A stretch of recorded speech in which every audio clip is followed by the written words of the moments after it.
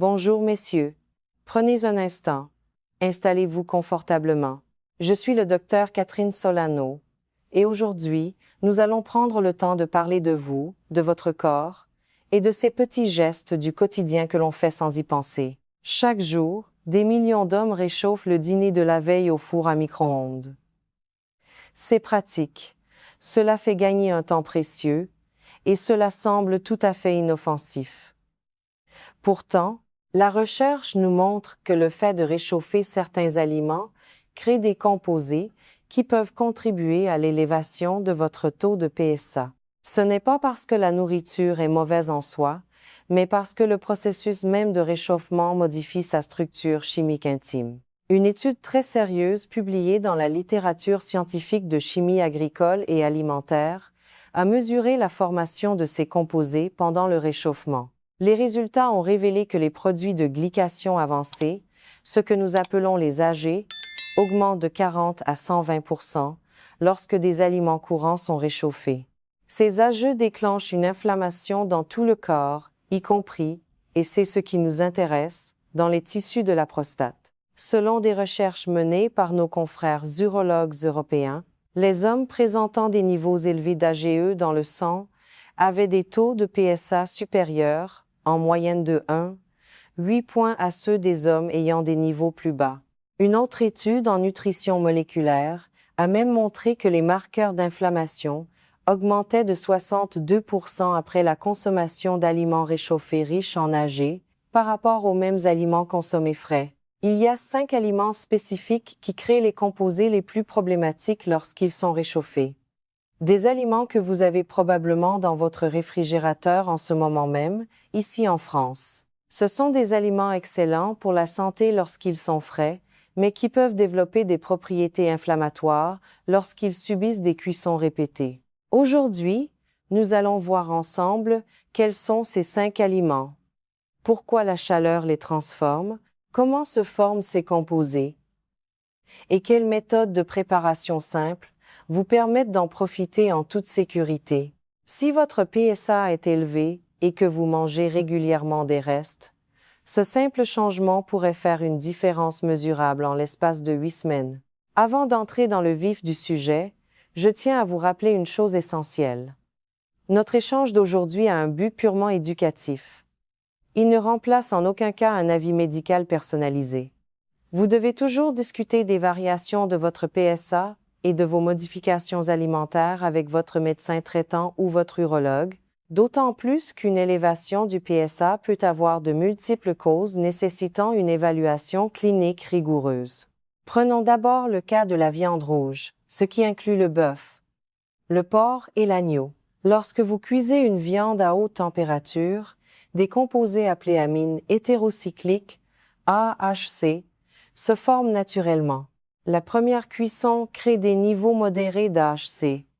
C'est inévitable avec la viande fraîche, mais c'est lors du réchauffement que les choses se compliquent. Une analyse de la chimie alimentaire a mesuré la formation d'AHC dans les viandes réchauffées, révélant que le bœuf réchauffé contenait 230% d'AHC en plus par rapport à une portion équivalente fraîchement cuisinée. Pour le porc, l'augmentation est de 190%, et pour l'agneau, de 210%. Pourquoi cela est-il important pour votre prostate? Des recherches sur l'épidémiologie et les biomarqueurs ont examiné l'exposition aux AHC et les marqueurs d'inflammation prostatique. Les hommes ayant les niveaux alimentaires d'AHC les plus élevés présentaient des marqueurs inflammatoires 47% plus importants que ceux ayant l'exposition la plus faible. L'inflammation des tissus de la prostate pousse les cellules à libérer davantage de PSA dans la circulation sanguine. Le résultat est une lecture de PSA élevée qui n'indique pas nécessairement un cancer, mais plutôt une inflammation liée à des composés alimentaires. Pour être parfaitement clair, les AHC ne provoquent pas le cancer de la prostate dans les quantités issues d'une alimentation normale, mais ils peuvent contribuer à cette inflammation qui fait grimper le PSA. Imaginez la situation. Vous faites griller une belle entrecôte le dimanche midi.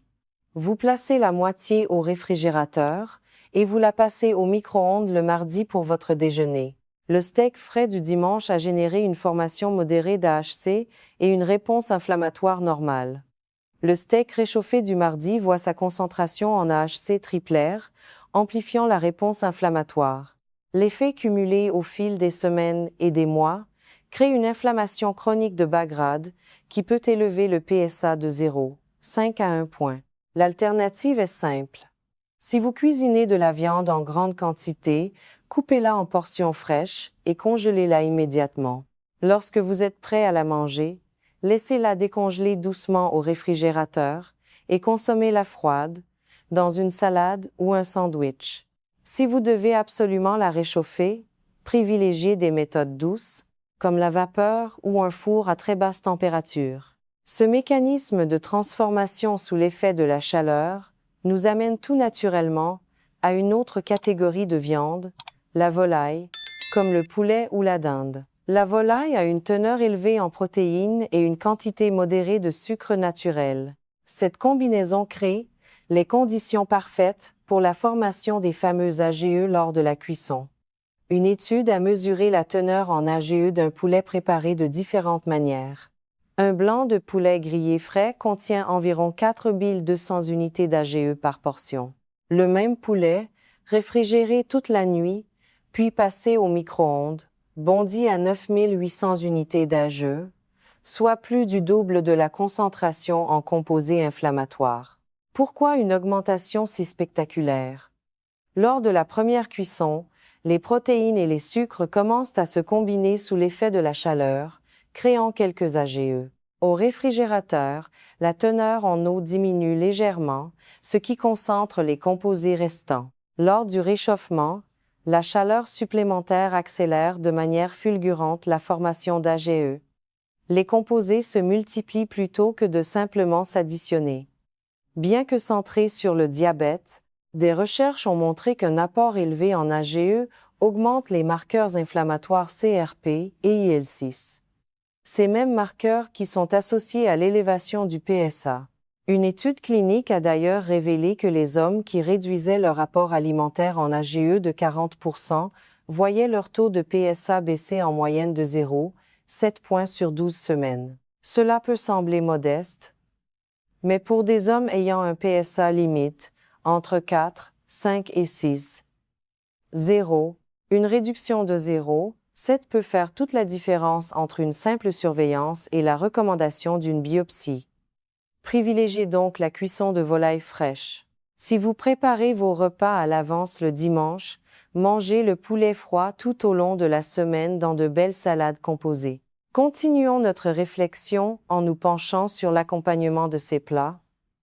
Le riz, les pommes de terre et les céréales riches en amidon. Lorsque les féculents sont chauffés au-delà d'une certaine température, un composé appelé acrylamide se forme. Des analyses sur les additifs alimentaires ont montré que le riz blanc fraîchement cuit présente des niveaux d'acrylamide très bas, tout à fait sûr. Mais si ce riz est réfrigéré puis réchauffé, les niveaux d'acrylamide augmentent de 60 à 90% selon la température et la durée du réchauffement. Les pommes de terre, souvent au cœur de notre gastronomie, affichent une augmentation encore plus dramatique de 130% d'acrylamide après avoir été réchauffées. L'acrylamide favorise les réponses inflammatoires dans les tissus du corps. Bien que la recherche sur l'acrylamide se concentre souvent sur le risque de cancer lors d'expositions massives, une exposition chronique à des niveaux plus faibles est liée à une inflammation générale. De plus, la réfrigération et le réchauffement du riz modifient la structure de l'amidon résistant. Bien que ce soit bénéfique pour la glycémie, ce processus crée des composés que le système digestif de certains hommes tolère mal, déclenchant une inflammation. Des études montrent que les hommes consommant principalement des féculents réchauffés avaient des marqueurs inflammatoires 19% plus élevés. Prenez donc l'habitude de cuire votre riz ou vos céréales en petites portions fraîches. Si vous en préparez trop, congelez immédiatement après la cuisson ou apprenez à apprécier ces céréales à température ambiante, comme dans une bonne salade de quinoa. La manière dont nous préparons ces aliments compte tout autant, ce qui me conduit à aborder le cas des aliments cuits dans l'huile, particulièrement les fritures. Lorsque l'huile est chauffée, elle commence à s'oxyder, créant des produits de peroxydation lipidique. Lors d'une cuisson normale, une certaine oxydation se produit dans des limites acceptables. Mais réchauffer un aliment qui a déjà été frit ou cuit dans l'huile est une autre histoire. Une étude internationale a mis en évidence une augmentation spectaculaire de ces produits d'oxydation. Le poulet frit réchauffé voit ses produits d'oxydation augmenter de 140%, les légumes sautés à l'huile de 110% et le poisson poêlé réchauffé de 170%. Ces produits sont hautement inflammatoires et déclenchent des réactions en chaîne dans l'organisme. Les acides gras oméga 6, courants dans les huiles végétales, deviennent redoutables lorsqu'ils sont chauffés à plusieurs reprises. Les hommes ayant une forte consommation d'huile oxydée présentent des marqueurs inflammatoires 38% plus élevés. Prenez l'exemple d'un plat commandé chez le petit traiteur asiatique du coin, conservé au frais et réchauffé le lendemain. L'huile, déjà oxydée au restaurant, s'oxyde une seconde fois. Les composés inflammatoires se multiplient, contribuant à cette inflammation chronique. La solution, consommer les aliments frits uniquement lorsqu'ils sont frais.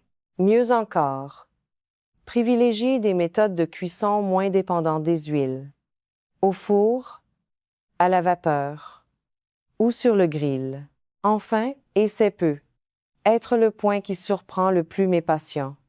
Les sauces à base de tomates, les sauces pour pâtes, les plats mijotés acides.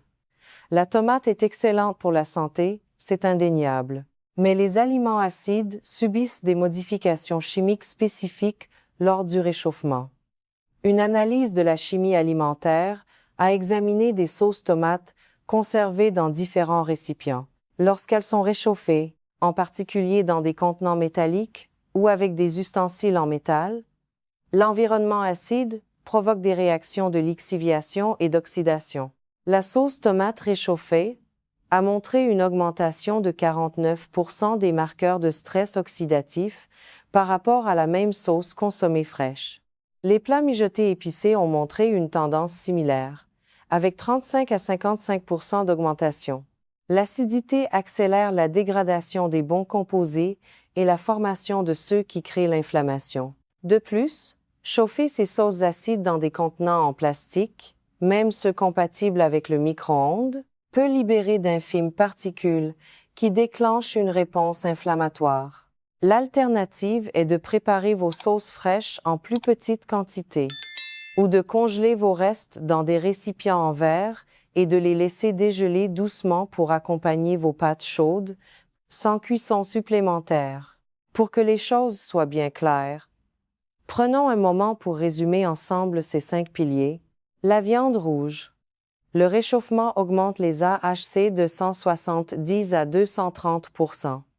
Mangez-la fraîche ou froide. La volaille. Le réchauffement double la teneur en Ag. Privilégiez la cuisson fraîche ou les salades froides. Le riz et les féculents. L'acrylamide augmente de 60 à 130% au réchauffement. Préparez des portions adaptées ou consommez-les froids. Les aliments frits dans l'huile. Les produits d'oxydation grimpent de 110 à 170%. Consommez-les frais uniquement. Les sauces acides et à la tomate. Les composés oxydatifs augmentent de 35 à 55%. Congelez dans du verre et utilisez sans réchauffer. Il est vital de remettre tout cela dans son contexte. Gardez à l'esprit qu'il s'agit d'une corrélation et non d'une causalité prouvée à 100%. Il existe un lien fort entre ces composés, l'inflammation et le PSA. Par ailleurs, chaque homme est différent. Certains seront très sensibles à ces changements, d'autres beaucoup moins. Se réchauffer un plat de temps en temps ne va pas détruire votre santé. C'est la répétition quotidienne de cette habitude sur des années qui pose problème. N'oubliez pas non plus que de multiples facteurs influencent le PSA. Votre génétique, l'âge, la taille de votre prostate ou certains médicaments. L'alimentation n'est qu'une pièce du puzzle.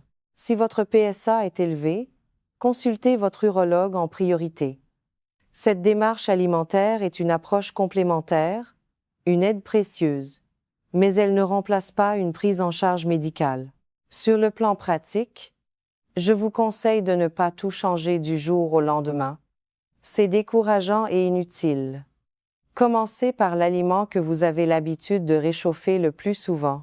Si c'est le poulet, modifiez cette habitude pendant 3 à 4 semaines. Observez comment vous vous sentez. Et si vous faites une prise de sang, notez les éventuels changements. Une intégration progressive est toujours plus durable. Avec les années qui passent, notre corps change. Et notre façon d'en prendre soin doit évoluer avec lui. Ce sont souvent ces petits ajustements, faits avec intelligence et régularité, qui nous permettent de vieillir sereinement et de préserver notre vitalité. Si cette conversation vous a été utile, je vous invite à aimer ce contenu et à le partager avec d'autres hommes de votre entourage qui s'interrogent sur leur santé prostatique. N'hésitez pas à vous abonner, car la semaine prochaine, nous aborderons les 5 aliments qui, selon la science, peuvent aider à réduire cette fameuse inflammation. La science sur ces réactions de cuisson est solide. Le lien avec le PSA continue de se dessiner. Votre santé est entre vos mains, et aujourd'hui, vous avez une clé de plus pour prendre des décisions éclairées. Prenez soin de vous.